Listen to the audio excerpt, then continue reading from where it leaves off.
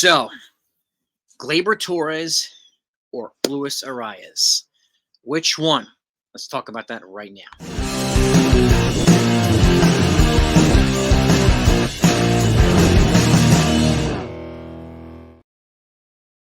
Hey, everybody. Hope you're doing well. Happy Saturday. Hope you're ready for some NFL playoff football, too. Now, Gleyber Torres, Luis Arraez. Why are we going to talk about them today? Well, Luis Arraez is the NL batting title holder, champion, and he's leadoff hitter for the Miami Marlins. But he's one of the guys who is going to a salary arbitration hearing because they couldn't come to an agreement the other day, as well as Jazz Chisholm and Tanner Scott, another pitcher there. So, and Gleyber Torres did agree with the Yankees for $14.2 million. Luis Arraez filed at 12. The team counted at $10.6 million. So they weren't willing to pay him $12 million. He's got 2 years of control. Gleyber Torres has 1. Both of them are good players. Different type of skill sets, which I want to go over them. And I want to know what your thoughts are, because either one of them can be a fit. I would love to have both of them here, but I just can't see that happening, especially with the Yankees still looking to add another starting pitcher and the reliever, which is going to increase their payroll to a degree.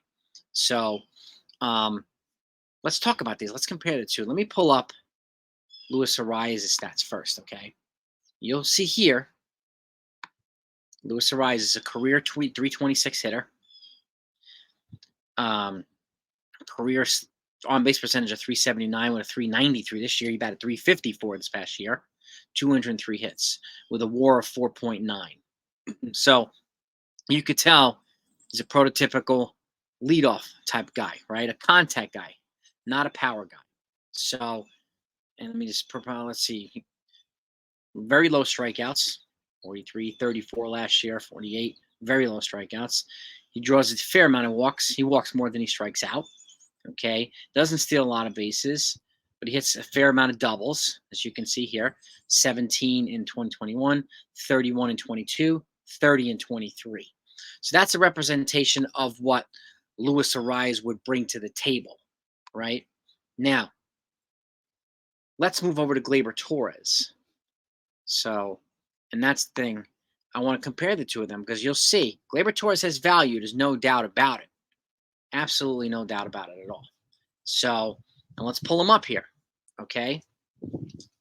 You'll see Gleyber Torres right now. I'm going to pull him up. All right. We're going over Gleyber Torres now. And you can see he's got heavy, much more home run totals, 123 home runs. He had 24 and 38 the last 2 years, 24 and 25. Not many more RBIs, but a significant, a good amount of more RBIs. But a much lower batting average, a much lower on-base percentage. So he's got also 24 and 25 home runs the last 2 years, 28 and 28 doubles the last 2 years too. So he represents more of the driving in players, right? Driving in people. More of the offensive output than Luis Arraez would bring. So, but there's also been talks about, could the Yankees trade Gleyber Torres for Luis Arraez? So that's what I want to talk about now. So we're going to continue to talk about it. We'll talk about this tonight. I'm going to go live. So if you're not subbed to this channel, make sure you hit that sub button. I thank you for it. If you enjoy this content, if you find yourself enjoying it, hit the like button too. And if you hit the notification button, if you want to be at the front of the line when anything comes in. And again, I thank you so much for it. But two different skill sets, right? Luis Arraez and Gleyber Torres. So Luis Arraez, if he came here, would be a prototypical leadoff hitter for the Yankees, who would pat in front of guys like Aaron Judge, okay, guys like Jason Dominguez at some point, guys like Juan Soto, those types of folks. And Gleyber Torres would be a middle of the lineup guy. And I said this, if you break it up from 1 to 3, 4 to 6, 7, 8, 9, the Yankees could essentially put a contact hitter and a power hitter in each one of those segments of 3. So the lineup is much more balanced now, much more lengthened as well. So, but do they represent logical trade fits for each other? No, they do not. Because the fact is, if the Marlins were not going to agree with Luis Arraez for $12 million for 2024, and they have 2 years of control left, and if he plays well again, his arbitration figure is probably going to go up to $20 million, then there's no way they're going to pay Gleyber Torres $14 million this year with 1 year of control, and then have to re-sign him for $20+ million after that for a significant amount of years. They're both 26. Gleyber Torres might have just turned 27, but they're both, and again, they're great fits to their teams. But and I've talked about this before. This is not a push to trade Gleyber Torres, okay? But the fact is, and it needs to be considered, is that the Yankees aren't going to extend him or pay him beyond this year. They need to entertain trading for him, which is where he represents a good trade fit for either the Marlins, not for Arraez, but more logically the Seattle Mariners, who with somebody like Bryce Miller, who's got several years of control. He's a young, controllable starter. They also need a relief pitching. So what if a package like Gleyber Torres and Ian Hamilton goes to Seattle for Bryce Miller? Okay, Ian Hamilton's got 5 years of control as a reliever too. So it would hurt, yes, but the Yankees also added 3 relievers, and they're also getting back Scott Efros and Luis Hill, so they could afford to move on from Ian Hamilton, who I really like. And obviously, Gleyber Torres would represent more of that win now offensive piece for the Mariners, who need infielders. They traded for a couple outfielders, okay? But trading him to the Marlins makes 0 sense right now because we know that they're not going to pay him beyond this year, just like they're not going to pay Luis Arraez, which is one reason why they're listening to offers on him, okay? So does it make sense to move on from Gleyber Torres? Yes. And if they do, the easiest way, a name to represent his replacement in offense, a guy like Luis Arraez. You could also put Oswald Peraza there, right? If Peraza stays, but you have to give him the same year grace period like we gave Anthony Volpe. And if the Yankees are in win now mode, then a guy like Luis Arraez makes more sense here. He's an upgrade over Oswald Peraza. Okay, and it's not necessarily better than Gleyber Torres. He's a different type of hitter. He's a better contact hitter. Gleyber Torres is a better power hitter. I think we can all admit that. It's obvious. So, and I don't really care about defensive run save. Neither one of them is great in defense. So, but in terms of what the Yankees have needed, lefty contact bats, right? Well, he represents that. And he would add another variety to this offense that they haven't had in a very long time.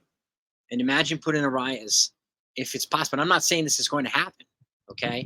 But at the very least, I would imagine Brian Cashman is going to be entertaining this, okay? And they would essentially save $2 million going from Gleyber Torres to Luis Arraez. So the payroll going in there. Payroll is already at I think it's $305 or $306 million with the addition of Marcus Stroman. And they're still looking to add a reliever and a starting pitcher. So that needs to be factored in here as well. I doubt Blake Snell is happening because, like I said yesterday, at $30 million a year, and now he's looking for apparently a 6th year, but there's a report saying that he's looking for 9 years, 270, which he's not going to get from the Yankees, most likely not from anybody. So, but that's Scott Boras asking for the moon. No surprise. But like I said yesterday, the total outlay, tax penalties, and payroll would take the Yankees over $400 million if they added Blake Snell. If they moved Gleyber Torres, they would cut back $14 million from the payroll, right? Take him under the Cohen threshold. Arraez would bring him back over, but it would go from basically 306 to 304, okay? And if they moved Ian Hamilton, you'd cut another $1 million there. So in a trade for a guy like Bryce Miller, whose offense essentially his pay would basically offset Ian Hamilton as well. So, but again, the Mariners would get what they need there, get value, and the Yankees would get value back for Gleyber Torres. I would not be a proponent of trading him otherwise. You might as well just keep him, keep his offense, and let him walk with a qualifying offer. I think we can all acknowledge that they're not going to extend them with all the infield depth that they have. That's pretty close to the majors. They're not going to give him a big outlay. As much as it would be nice to do, they're not going to do that. They have so much infield depth with controllable years. It's not going to happen. So, and again, I'm not pushing for them to trade Torres, but if they're going to do it, get some value for him, please. And if you're going to replace him, because the fact is too, Oswald Peraza will probably have to go to the Marlins in a trade for like a Luis Arraez. You probably have to add Everson Pereira. You might even have to add somebody like a George Lombard or something like that for most recent first-round pick. So that might get it done. I don't know. No idea. So Marlins will last for a lot. So and again, I'm not going to even go down the road of an Arraez Cabrera pairing because then you're going to be talking Spencer Jones or Jason Dominguez. That's going to be talked about. I'm not saying they're going to offer, but that's going to be talked about or expected. So not even wasting my time, which is why a younger, controllable pitcher from the Seattle Mariners represents a more logical trade partner, and the Yankees would be able to give a bigger piece like Gleyber Torres. And if you add a reliever, that's a pretty good return to Seattle for Bryce Miller. Okay, he's not yet at the caliber of a George Kirby or Luis Castillo and so on, but he's not far away either. But again, the Yankees would get what they need. The Mariners would get what they need. But again, going back to Luis Arraez versus Gleyber Torres, would you be happy if they moved Gleyber Torres and replaced him in a separate trade for Luis Arraez, if that could happen? Load up the comments. Let's talk about this one. Okay. And the last thing I want to talk about is the Yankees are at 42 with a 40-man roster. Okay. So it's something to keep in mind. They have to clear spots. So more moves are going to happen. When I say they are not done, I mean they're not done. Okay. And I'm not saying they're not, they're not done making big name signings. They don't need to make any more at this point. Okay. But if they do, they do. Okay. Big signings aren't the only ones that matter.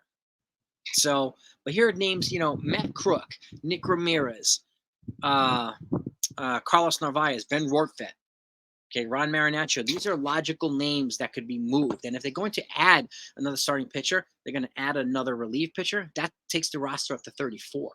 So they're going to have to they're going to have to unload about 4 guys, maybe even 5. But if you do multiple players in a trade for Luis Arraez, if you do multiple players in a trade for Bryce Miller, they've accomplished their goal, and they still have room to add a couple of little bench pieces if they want to do that. So, but you let me know what you think, okay? This is an interesting conversation right now because Arraez is out there. He hasn't settled his ARB case. Gleyber Torres has.